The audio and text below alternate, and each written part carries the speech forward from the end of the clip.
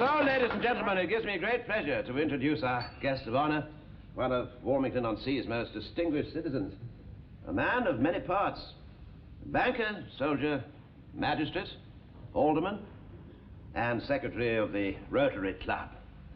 A good fellow all round. Ladies and gentlemen, Alderman George Mannering. Mr.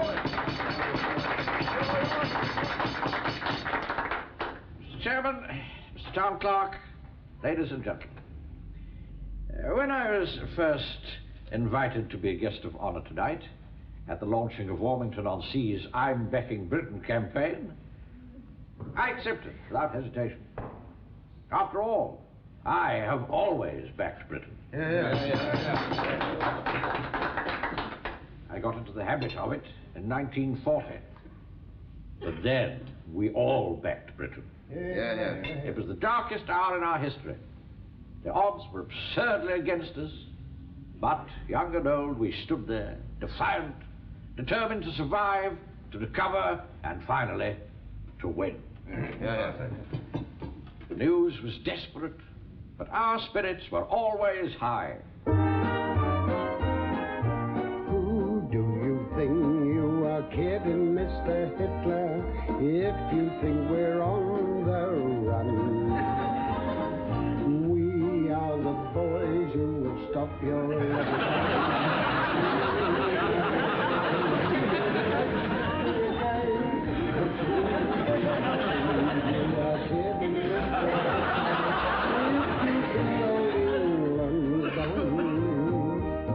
Mr. Brown goes off to town on the A21, but he comes home each evening and he's ready with his gun. So who do you think you are kidding, Mr. Hitler, if you think old England's done?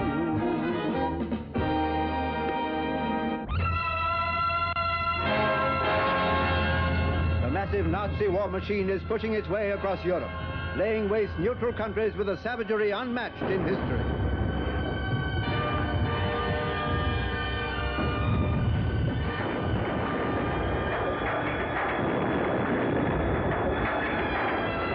When Hitler comes up against British troops, it's a different story.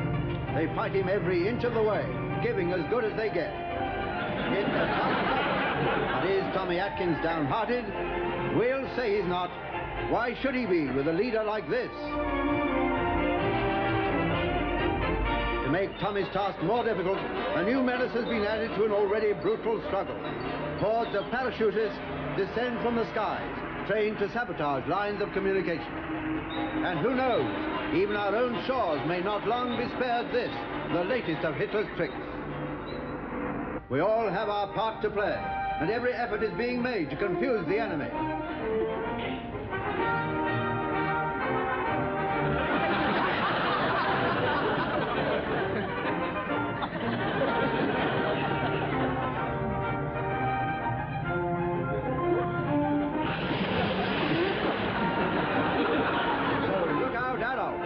Every day our defenses are strengthened, and if they do come, let's give them a sharp look.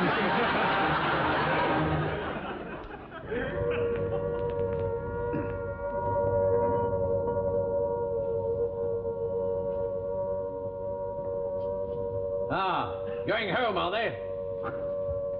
Sir? Well done, Pike. Oh, by Jove, these things are heavy. Oh, that's the sand being wet, sir. If you waited for the tide to go out, it'd have been twice as easy. Well, never mind, Pike. They'll keep out the German bullets, that's the point. Don't take so long over the next one. Well, that's not my fault, sir. I spent 10 minutes picking the shrimps out of that lot. Thank you, Mr. Wilson. On there, please.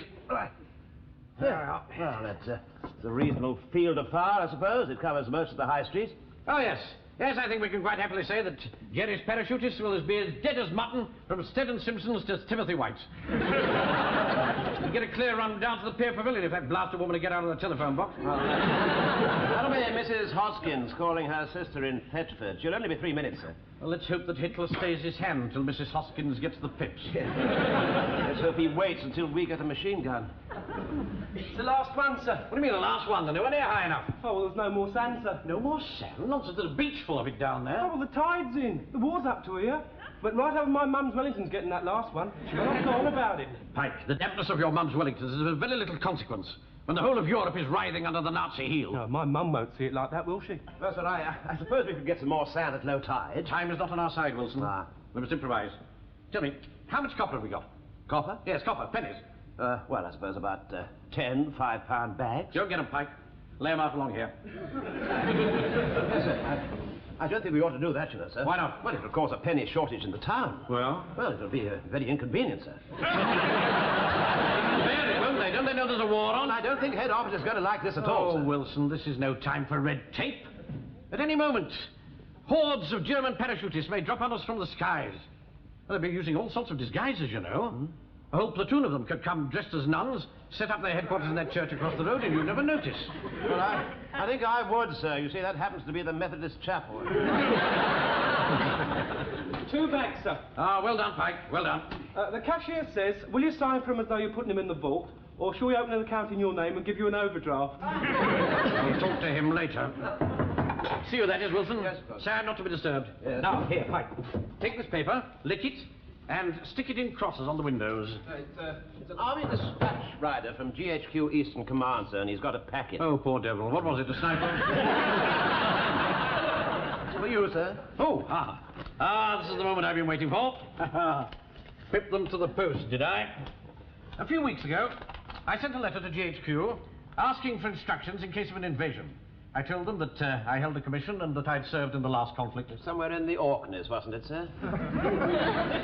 I was a commissioned officer, Wilson, and I served in France during the whole of 1919. Yes, but the war ended in 1918, I thought, sir. Well, somebody had to clear up the mess. Oh, yes, of course. Where were you during the war? Mons, Gallipoli, Passchendaele. I was a sergeant in the RS. Yeah, never mind that now.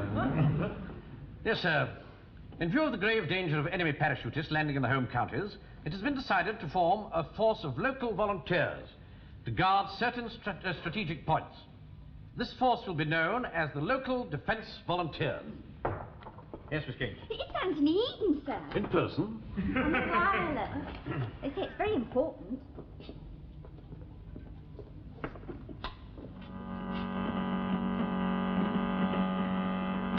We want large numbers of such men in Great Britain who are British subjects between the ages of 17 and 65. 17 and 65. The name of the new force will be the Local Defence Volunteer. This name describes its duties in 3 words.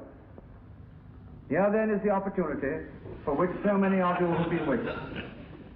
Your loyal help will make and keep our country safe. Right. Let's go to it. Right, back to work, Miss King. Now, first thing we've got to do is set up an invasion committee. Yes. Mike, Yes, sir? whatever's the matter, boy? I feel sick, sir, slicking all this paper. Now listen to me. We 3 are the invasion committee.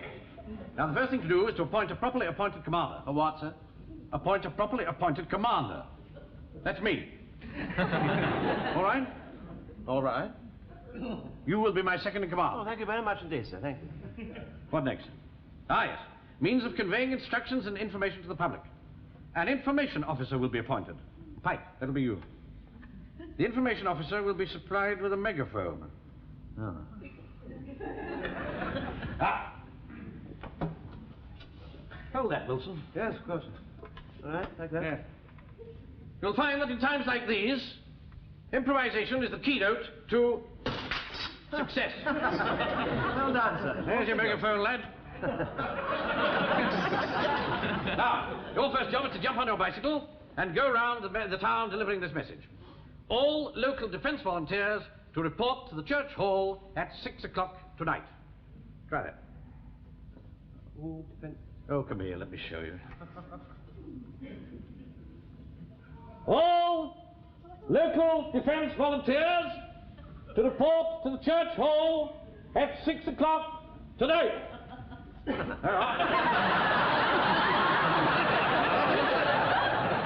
don't know how you do it. Well, history repeats itself, Wilson. Times of peril always bring great men to the fore. Wellington, Churchill, Al Jolson. Al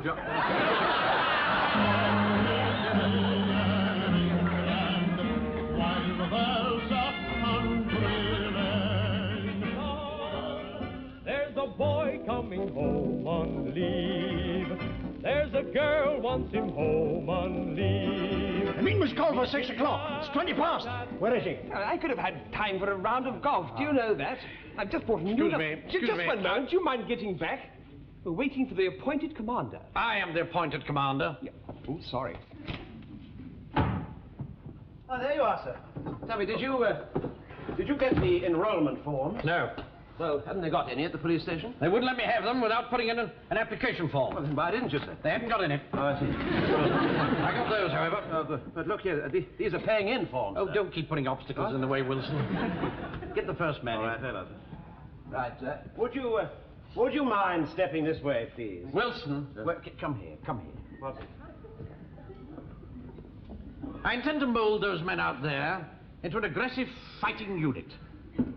I'm going to lead them, command them, inspire them to be ruthless killers. And I'm not going to get very far if you're going to invite them to step this way, am I? Quick march is the order. I'm very sorry, sir. All right, quick march! Not much point. I'm here already. Name? James Fraser. Occupation?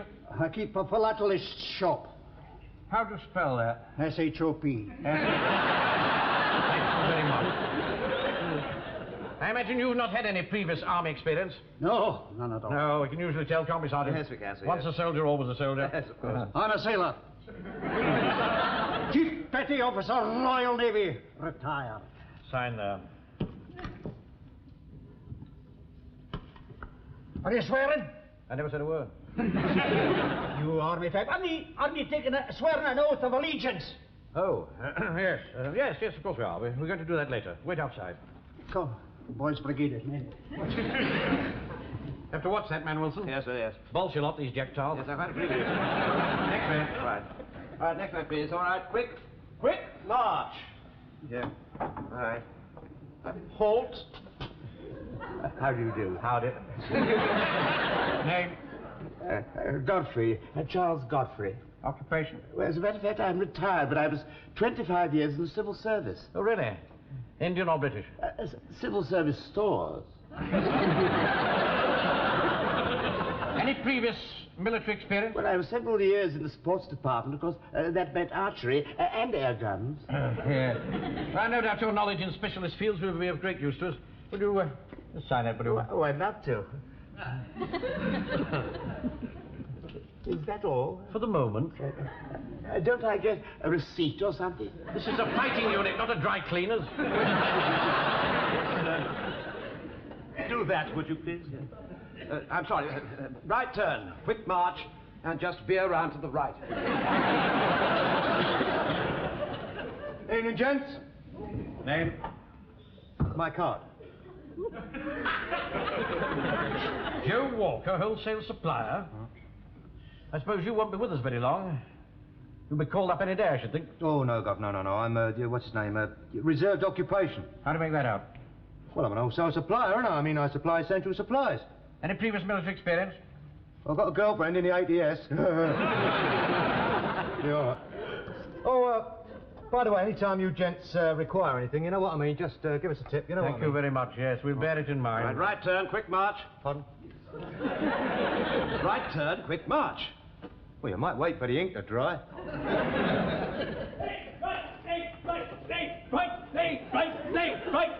Right. Oh, stand out. Ace. Evening, Mr. Manring. Evening, Mr. Wilson.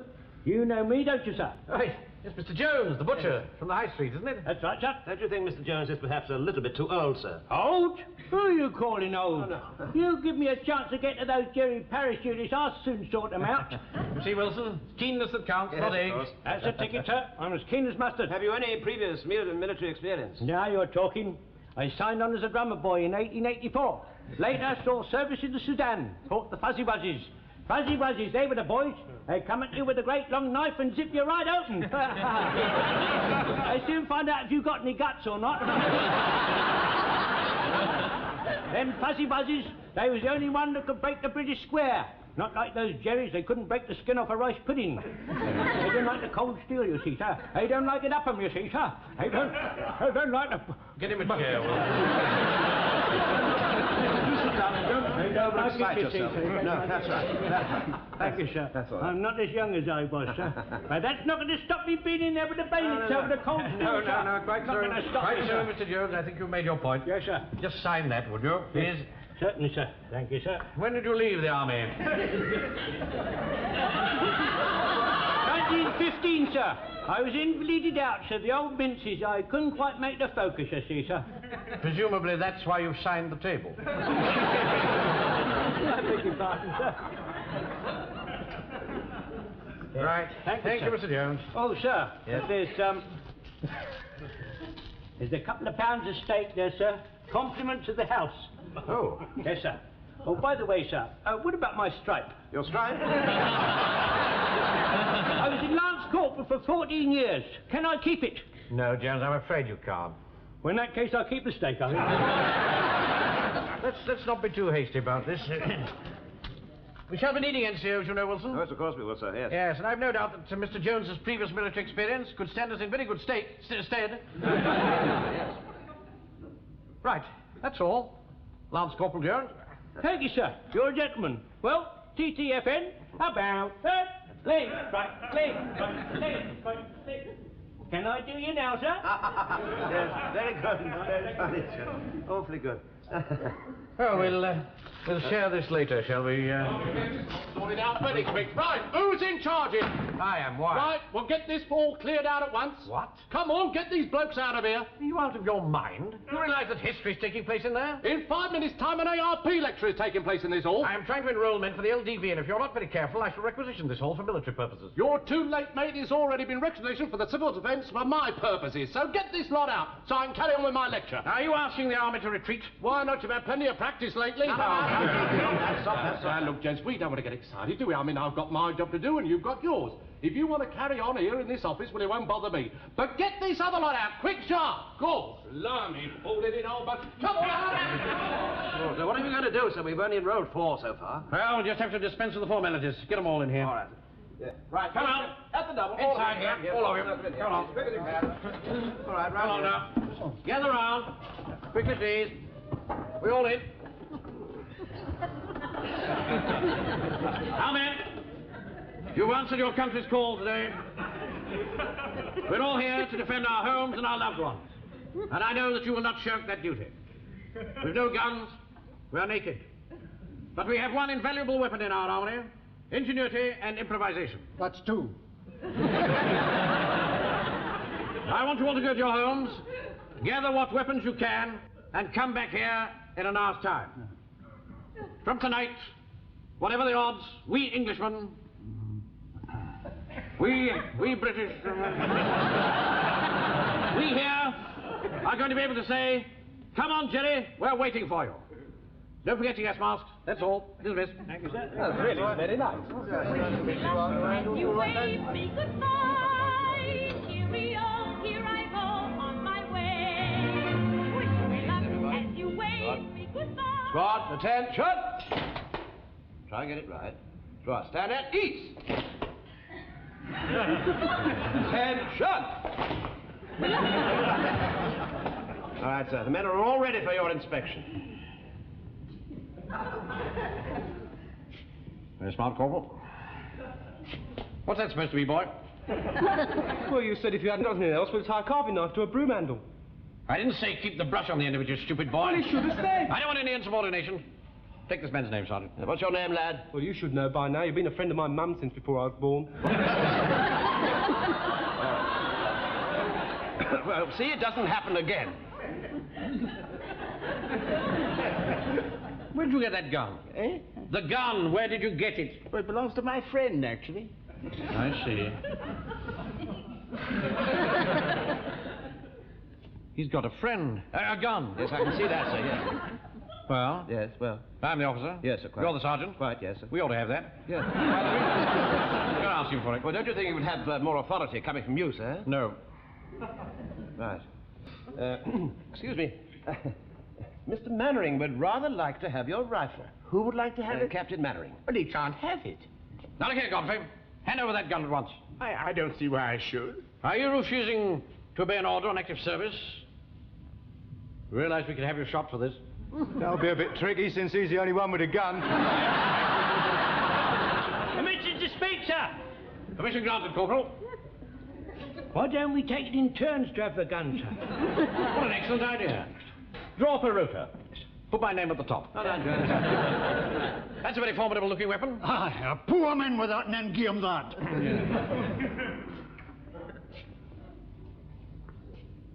You needn't have bothered to dress.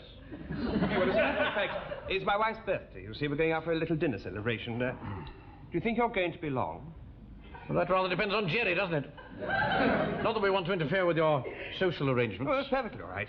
I would have asked you too, and we haven't really been introduced, have we? No, we haven't, have we? Well, we can soon arrange that. May I introduce Captain Mannering? I'm afraid I didn't quite catch your name. Wilson!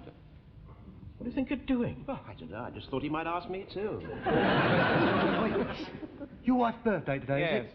You got her a nice present, I suppose. Well, in all this confusion, I just haven't had time. Yeah, hang on a sec. Here, cop hold of that, will you, Taffy? Taffy. Anything there you fancy? I say. There you are. Look, there's a nice little thing.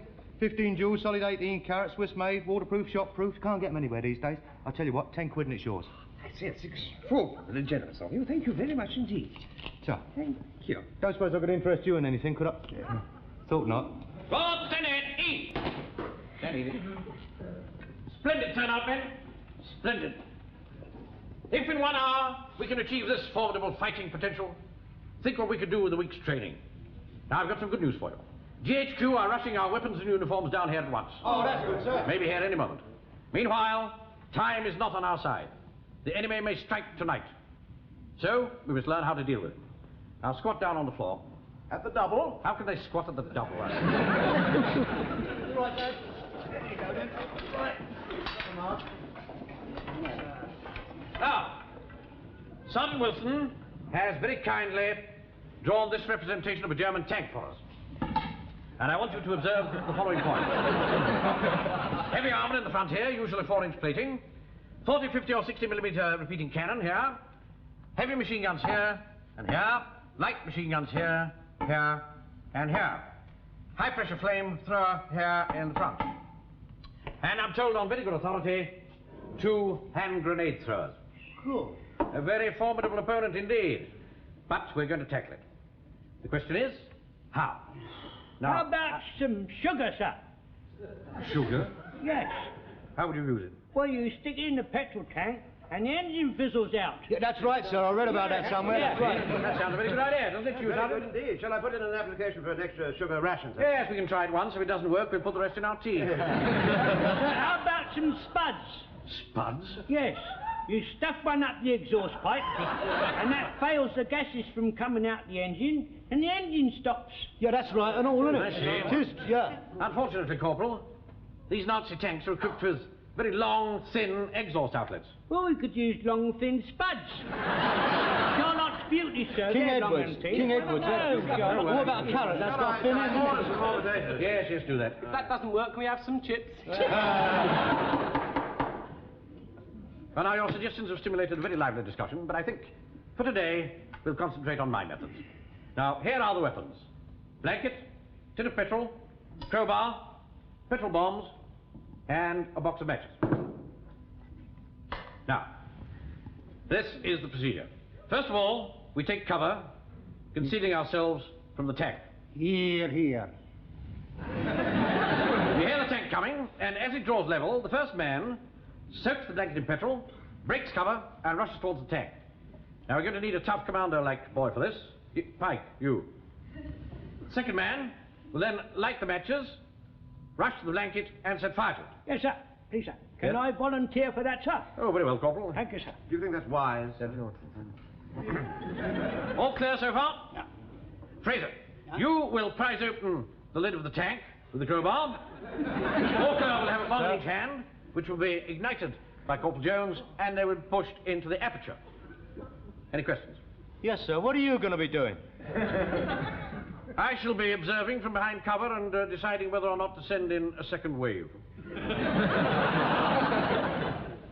Now, you must understand that the most important part of the whole operation is the decoy. It is essential that one man draws the attention and the fire of the tank gunners to him and away from us. You better with the decoy. Braceful. You. Right, let's try it by numbers. Come and get your weapons. Right, decoy, over here. You work over here in this corner. That's it. There we are. Godfrey, you're in charge of the tank, over at the other end of the room. There we are. Now, Sergeant Wilson will blow a whistle when we're ready to go. Hey, Sarge, can I put the petrol on my blanket now? Oh, of course not, Bob, of course not. This is a dummy run, for heaven's sake. Right, stand by. All right. Start them off, Sergeant. Right, up you go. I say... oh, that's no good. Look, it's angry. Draw that fire. Go on, do it again. I say, you fascist beasts. Where's the blanket? Sorry, sir, I didn't hear him coming. Come on in. Oh. Start again. Start again. All right, back here. First position, come on. And this time make a noise like a tank. All right, stand by. I say, you fascist beasts. Thank it. Right, sit right in, Corporal. Come on. Get the matches to light, sir. Wait a minute. Start again. Here we are, sir. Pike, take charge of the matches this time. All right, sir. Well, I'll have the blanket, sir. All right, Corporal. Right, stand by. Right, off you go. We are going to hang out washing on the sea line.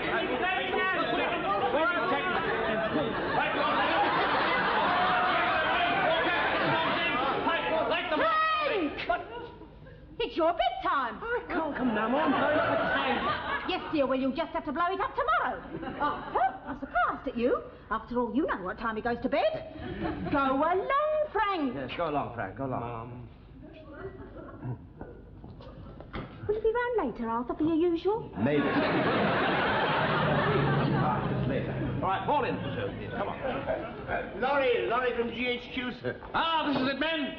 Our weapons and uniforms are Captain Mannering, sir. Yes, come along. I think I know what you've come for. Just signed there, sir. Yes. Sergeant, fall the men in outside to help unload. Oh, I don't think that'll be necessary, sir. What? Here are your uniforms. And your weapons. Thank you very much. Thank you, sir. Good Lord, it's pepper. Pepper? Pepper. Enemy for throwing in the face of. 5 feet. Well, perhaps not quite what we'd expected, but every weapon in our armory is another nail in the enemy's coffin. Hand out the armbands, Corporal. Yes, sir, yes, sir. Sergeant, dish out the paper. All right, very well. All right, take one of these. Each one. Thanks, sir. There you are. Well, come up with you, Major. And take it with you wherever you go, men. If you see any parachutists, let them have it. That and the cold steel, sir. That's the spirit, Corporal. Yes, well, we're making progress. A short time ago, we were just an undisciplined mob. Now we can deal with tanks. We can kill with our pikes. We can make them all sneeze with our pepper. And after all, even the Hun is a very poor fighter with his head buried in a handkerchief. But remember, men, we have one invaluable weapon on our side. We have an unbreakable spirit to win. A bulldog tenacity that will help us to hang on while there's breath left in our bodies. You don't get that with Gestapos and jackboots. You get that by being British. So come on, Adolf. We're ready for you. Right!